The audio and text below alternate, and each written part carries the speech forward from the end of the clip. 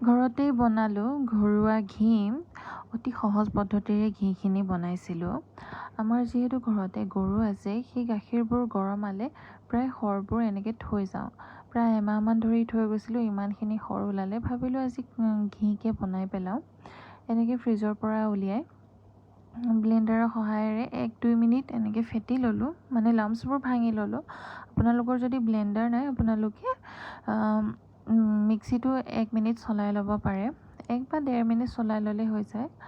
তাৰপিছত ইয়াত ফ্ৰিজৰ পৰা একেবাৰে ঠাণ্ডা ঠাণ্ডা পানী,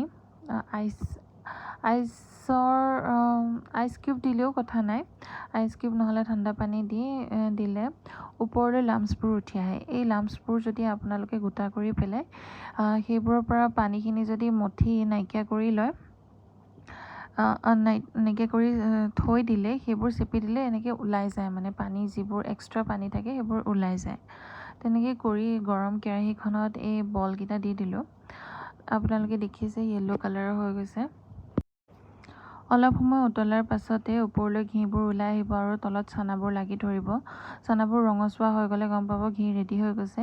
এটা পাত্ৰত নমাই পেলাই ঠাণ্ডা হোৱাৰ পিছত চাকি দিলে ঘি ৰেডি হৈ গ'ল।